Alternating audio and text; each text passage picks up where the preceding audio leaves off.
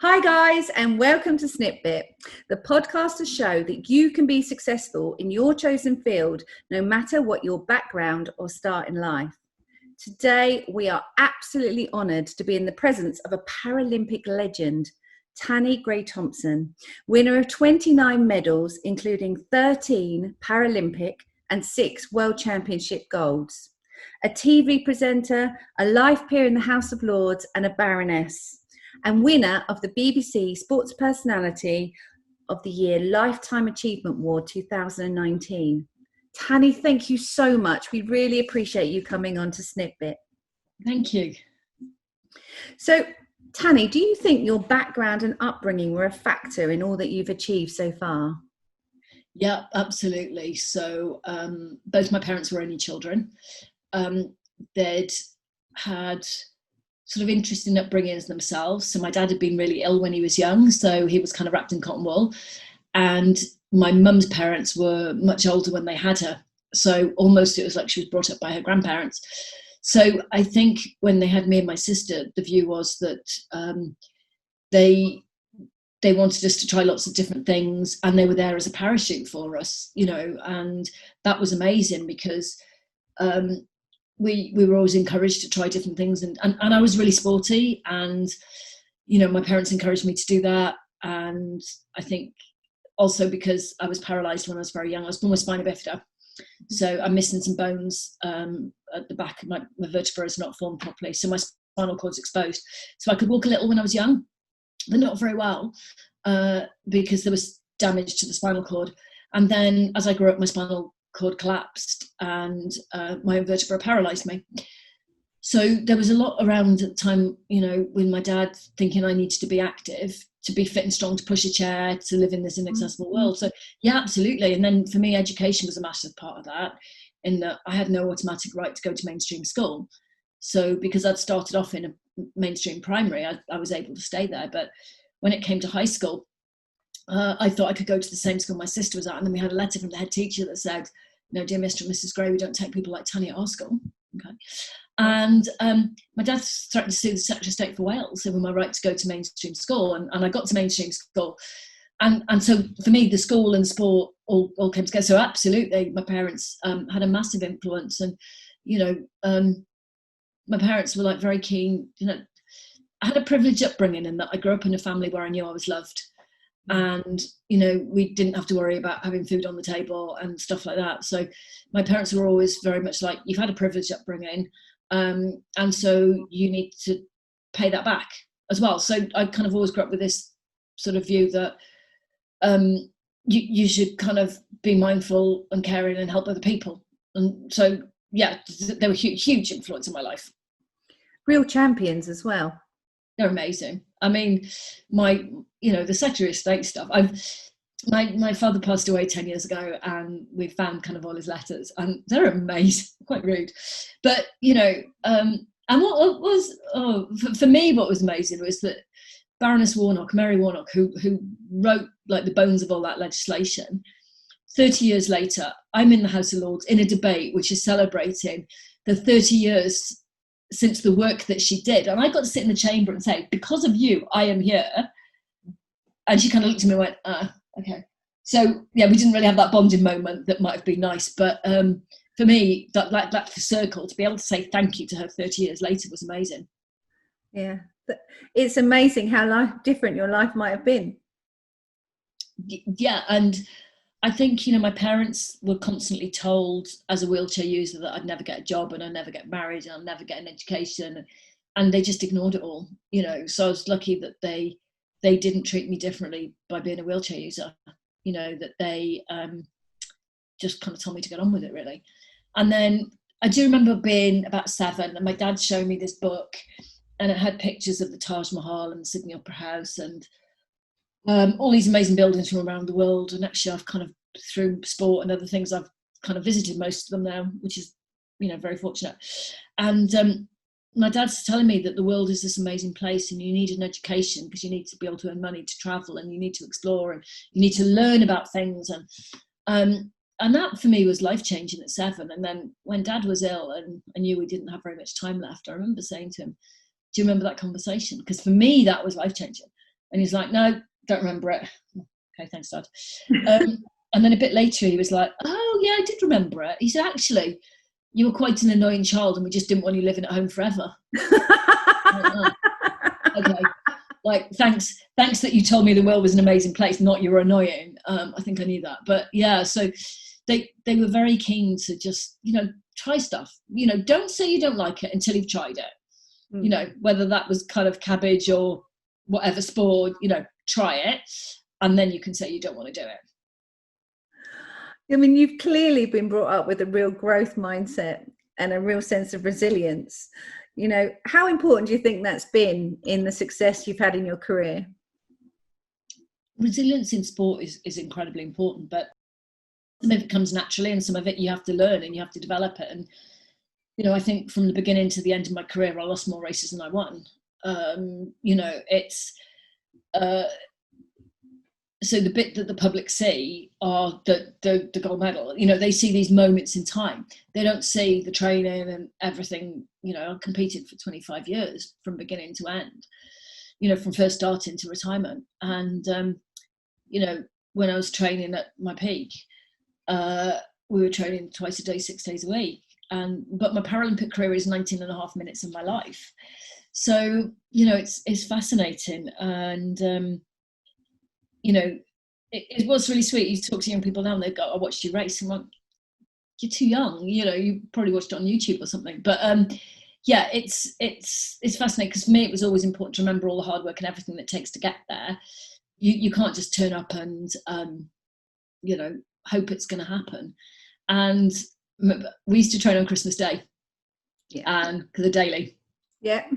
And, I remember reading an article where, he trained on Christmas Day and it's like, I'm going to do that. And my mum, like every Christmas, we're like, that daily, Thompson. Yes. And you're like, yeah. Well, and I'm kind of, I got to tell him about that and he laughed. But yeah, you can't, you've got to just work hard all the time and you've got to train hard. You've got to train smart. And then there's a lot of luck in whether you win when you're on the start line. Mm.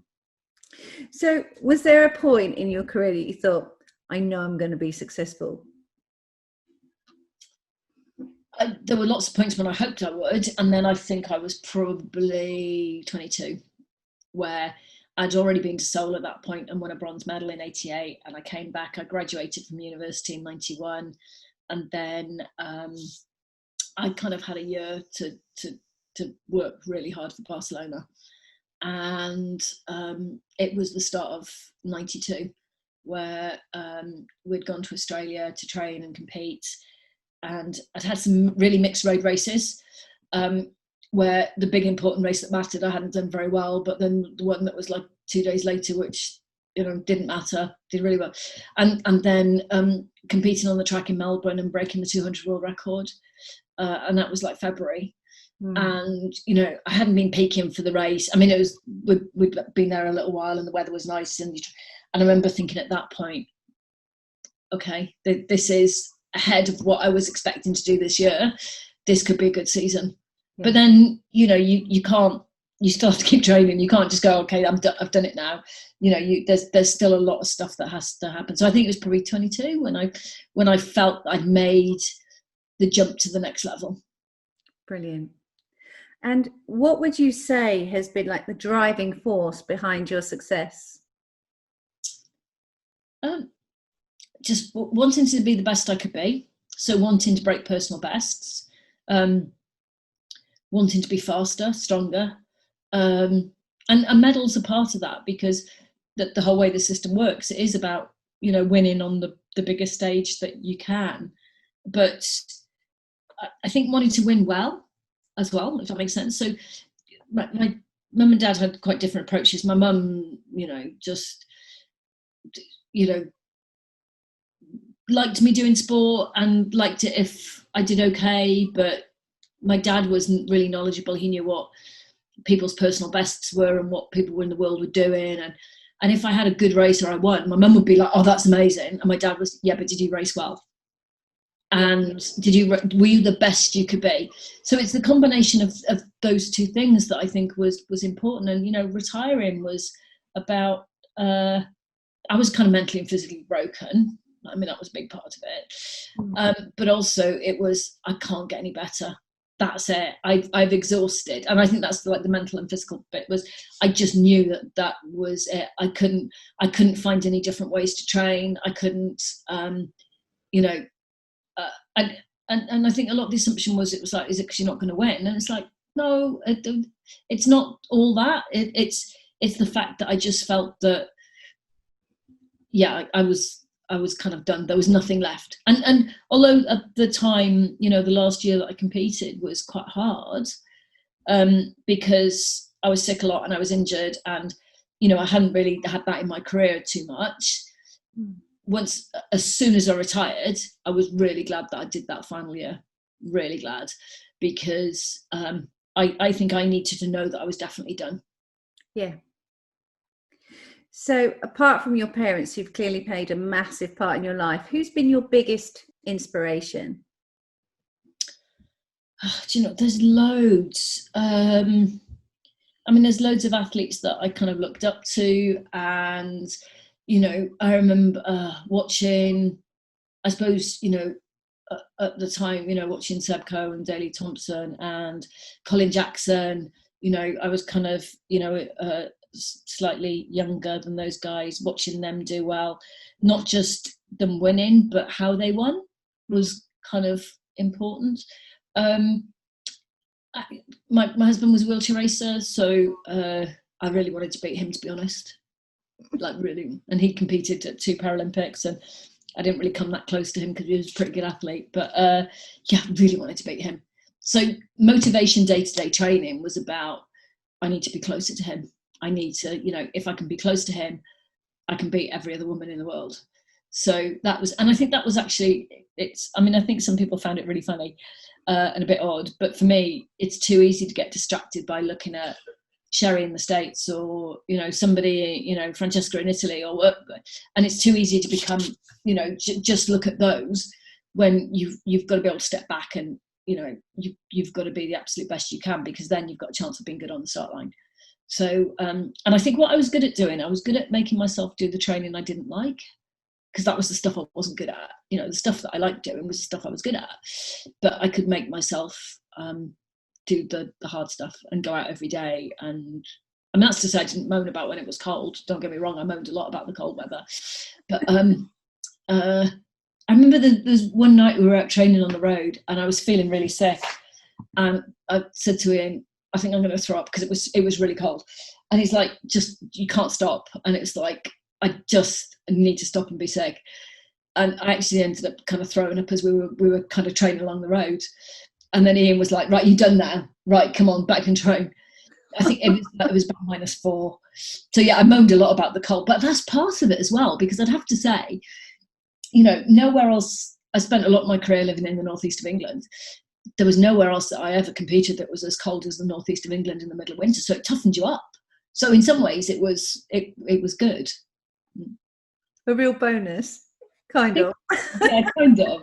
Yeah, my training group used to laugh, because I used to be wearing like thermals in summer, let alone like the winter. But you know, it was the best place for me to train at the time. You know, so you just have to put up with those things. You know, it was all right. Yeah, it was good. So what was your biggest challenge, apart from living in the cold conditions, and how did you overcome it? There's not one. I think some of it is the psychological side, in terms of, you know, will you be good enough? Will you, you know, be able to perform? I used to get really nervous before I competed, so I used to throw up before every race I did. And that's a whole combination of fear of disappointing my family, or letting them down, or not being good enough, or actually not being the best I could be. You know, not winning's not great, I mean, to be honest, but not winning a race when you think you could have done better, that's not a good place to be. So there wasn't one thing. It was just at different points through the season or through a cycle, things were hard. You know, coming back from I remember having an injury to my hand, so I couldn't train in my racing chair. But actually what was good, I could do lots of other training, so I could train in the gym and do other things, but I damaged sort of the fleshy bit at the base of my thumb. So it meant in the racing chair you could, and the frustration at not being able to train was hard, but also then not coming back too quickly and doing more damage. Yeah. And then also, the decisions I made at the back end of my career would be different from decisions I made at 20. So the final year when I, competed, and we had world champs at the end of the year, and I hadn't had, a really solid block of training, and I was really sick going into the world.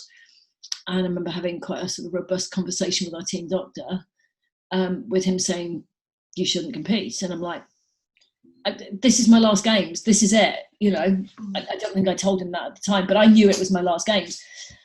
And so, because I knew that would be my last time in a GB vest. So, you kind of, if I'd been 20, I'd been like, okay, can the world, get fit, get healthy and come back. But, you just have to make those decisions as you do along the way. Must have been a huge sense of pride as well, wearing that vest. It's amazing. It's great, and it's a huge privilege because so few people get to do it. But then the other side of it, if you're coming back from a major games and, you have to wear your kit all the way home, and, coming off a plane where there's 300 athletes on board and we all have identical kit bags. Yeah, that's not a bundle of laughs. I do remember one discussion I had with a coach where when we were leaving the village, I'd got ribbon, and I'd tied coloured ribbon on all the wheelchair racing squad's bags so that we could identify them when we got back. Because we used to joke, as like, yeah, I've been on a big job before. Like, I know how this works. And I remember then one of the coaches coming and saying to me, all that purple ribbon you tied on the bags? I went, yeah. And he went, I cut it all off. Like, why did you do that? And he's like, because I didn't think it was fair. You could identify your bags before everyone else. Because what we would do, you'd look for the ribbon, and we'd have this method where there'd be a couple of us pulling the bags off, and then you chuck them to someone else and they'd sort out who it was. And, we were kind of sorted. And he's like, yeah, I didn't think it was fair. You could identify your bags before anyone. That's mean. Thank you for that. You just didn't think of it. So anyway, yeah, it was, it didn't keep us at the airport too much longer than we had to be. No, best way, I think. So if you imagine you're stood in front of your teenage self now, what advice would you give, and why? Enjoy the moment. I sometimes found that hard to do because I was always looking to the next event, the next competition, the next race, the next season. Sometimes it was hard to kind of just enjoy. I always felt this, okay, you get one game's done, that's great. I need to move on to the next one. So I think that's sometimes, I always had quite strong views on athletes' rights and how you treat athletes and how you protect people. And elite sport's pretty tough. So there's probably a few rows with people I shouldn't have had. But so Atlanta, which was my third games, I was expected to win 4 gold medals, and I won 1 gold and 3 silvers. And someone, went quicker than me in 3 out of my 4 events. There's nothing I could do about that. And actually, I remember I'd broken personal bests. Actually, as a games, I don't think I couldn't have done any more. Mm-hmm. And I remember coming back and meeting somebody at the airport from the team who told me that they were going to announce my retirement. And I was like, really? I'm not going to retire. And they're like, yeah, well, we think you've hit your peak. And I just said, I'm not ready to retire. And he's like, well, I've just spent the last hour photocopying these press releases. Oh, well, that's a good reason to retire then. So I remember just saying, I didn't say that to him. So I just said, look, this is not the moment to make this decision. And I came home and with my training group and my family, and we had a discussion, and just said, look, I'm not, if I don't get selected again, that's outside my control, but I'm going to keep going. And then 4 years later, I won 4 golds in Sydney, and I still genuinely can't figure out whether this was the right thing to do or not. But I remember getting off the plane and coming through the airport and seeing that same person. Ooh. And I just went up to them and just, oh, hi, how are you? And they're like, oh, hello, I didn't see that. And I just said, would you like to see one of my 4 gold medals? And he was like, and that's, I just think, that one. But for me, I don't know a single athlete who turns up at games trying to do badly. No. You don't, the whole point you put yourself through this is to try and do the best you can. And, you know, I just saw athletes dropped in not terribly, I saw coaches dropped in not very nice ways and things like that. And, you know, just this one moment they were going to dismiss my career as an athlete. And, you know, I'm glad I didn't listen to them, you know, but it's, and I come back from that thinking, should you, maybe I shouldn't have said it, maybe I should, I don't know, maybe I could have had, and maybe could have done it in a better way. But that's the one moment you're thinking, just, yeah, maybe just don't do. And my mum would have, if my mum had ever, she would have killed me. You know. I'd have been tempted just to go, look. Yeah. And at least I didn't do that. I said it very nicely and politely, and then I moved away. Yeah. So, but yeah, I don't know. Yeah, there's probably a few rows that I should. One of my team, one of the coaches said to me, becoming a mother is not compatible with being an athlete. It'll make you soft.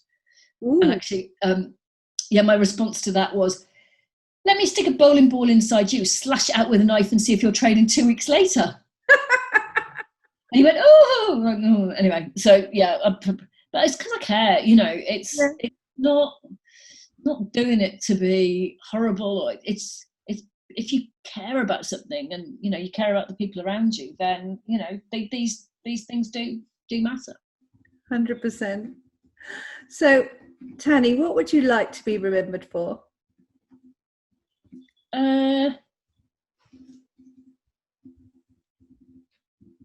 There's part of it. So being a good athlete, you know, being that would be part of it.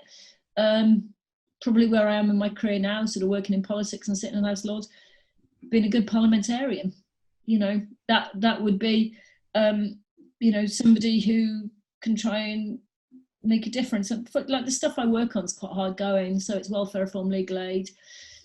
You know, it's pretty tough stuff to win on. It's tough to change any government's view on that legislation. But yeah, hopefully someone who did something that'd be okay if I got to that point. Brilliant.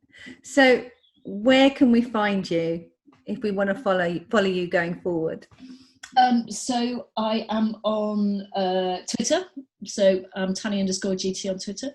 The deal I've got with my 18-year-old daughter is I don't do Instagram. So I am on Instagram, but I just not allowed to follow her, engage with her, admit I exist. So that's fine. Yeah, so it's been really interesting. Well, lockdown, I've really stayed away from social media because I think, you know, we talk about working at home. I think we're living at work. I think there's bits of social media that are really quite trying and quite difficult at the moment. And I think it's I mean, social media is amazing. I remember I was sitting really late in Parliament and I was leaving about 2:00 in the morning, and because of the way the stuff I was working on had happened, I'd not eaten. And I tweeted something like, does anyone know of a takeaway open between Parliament and Old Street, which is sort of roughly where I was living at the time. And I had all these people get in touch saying, I'll bring you a Domino's pizza to Piers Entrance. I'm like, brilliant. I don't know how the security guards would like cope with that. And I got back to my block of flats and someone had left a cheese sandwich outside my door.